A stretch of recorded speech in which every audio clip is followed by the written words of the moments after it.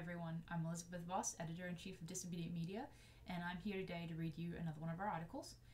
It will be the one titled Florida Dem Who Threatened Assange Appears with Debbie Wasserman Schultz.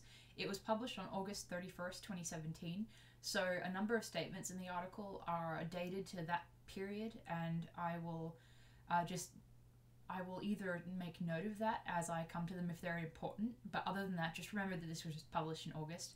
And I also want to say that though it was published in August, the issues that it covers are extremely relevant currently, and so that's why I wanted to read it to you all. Okay, getting right into the article. Disobedient Media previously reported that Florida Democrat Evan Ross had offered to personally kill WikiLeaks founder Julian Assange, as well as Edward Snowden. Ross responded to our coverage by redoubling his threats. The report at the time indicated that Ross was a member of the Democratic Party and had at one time served as the leader of the Young Democrats. However, at that time, there was no evidence of contact between Ross and Debbie Wasserman Schultz. The initial statements offering to personally execute WikiLeaks founder Julian Assange were posted by Ross via Twitter. In our previous coverage, Disobedient Media noted that Ross appeared to be very well connected within the Democratic Party establishment, having posted pictures to social media posing with presidential candidate Hillary Clinton and her running mate Tim Kaine. It has emerged today, and today at that time being August 2017, that Ross joined controversial former DNC chairwoman Debbie Wasserman Schultz at a Florida Commission meeting in the city of Hollywood, which discussed the removal of Confederate street signs. Many Twitter users expressed disgust at her presence, accusing her of shameless hypocrisy. Twitter users respond to Schultz's presence with ire, also noting her involvement in the still developing Iran IT scandal, as well as many corruption charges leveled at her in regards to the DNC treatment of Bernie Sanders. That Schultz would appear personally with Ross, who has openly stated his readiness to kill Julian Assange, who has never been charged with a crime, lends credibility to those who view the Democratic Party establishment as hopelessly corrupt, with no hope on the horizon that the party has learned from the revelation of its cancerous level of corruption. Disobedient Media provided ongoing coverage on multiple scandals surrounding Schultz and the DNC, including the arrest of her former IT staffer Imran Awan, who was caught by authorities while attempting to flee the country to Pakistan. Schultz was also named personally in the DNC fraud lawsuit, which was recently dismissed, with the presiding judge in the case citing jurisdictional issues. And that's one important piece of information to note as being particularly dated, because the attorneys for the plaintiffs in the DNC suit then filed an appeal on that ruling, and it is an ongoing issue, and it is an ongoing litigation process that I'm hoping will produce really important material for everyone that is interested in the maintenance of American democracy, if you can still call it that.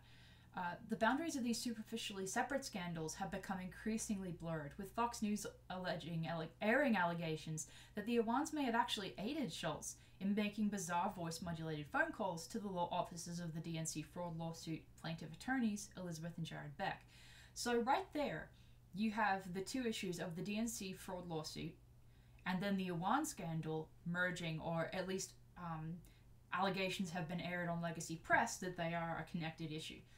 And if anyone has any more information on that I'm not aware of, please let me know in the comments, because I'm always interested in to hear updates about stories that we've covered in previous months. So, moving on through the article. It seems deeply illiberal that well-connected members of a party so surrounded by scandal would call for the death of a publisher who has been detained unethically and illegally for over 5 years in the Ecuadorian embassy. And I believe the period of arbitrary confinement has been 7 years in total, and over 7 years in total, and over 5 in the embassy. And if I'm wrong on that, please let me know in the comments below as well. This instance provides a quintessential example of why many former Democratic Party voters have labeled the party irredeemable. Pictures and video of the event were provided to Disobedient Media by a Florida resident posting via Twitter, and that resident was Jeff Campbell. The images appear to show Debbie Wasserman Schultz conferring directly with Evan Ross during today's event, and that was in August, so August's event on Confederate street sign removal. This is an important ongoing story as it relates to multiple converging issues, and Disobedient Media will continue to provide coverage as events develop. Photographs apparently showing Evan Ross with Debbie Wasserman Schultz at this evening's event follow.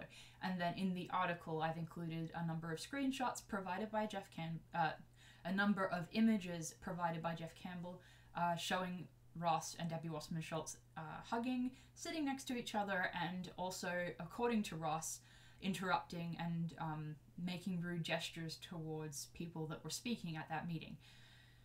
And I want to close this article with just saying that this is combining three separate issues: the DNC fraud lawsuit and Debbie Wasserman Schultz's involvement in that scandal, Evan Ross and his threats towards Assange and Snowden, and then the Imran Awan scandal. So there are three major issues combining there, and that's why it's an important story to remind my readers, and also any people that haven't read our articles or who maybe have forgotten about these things.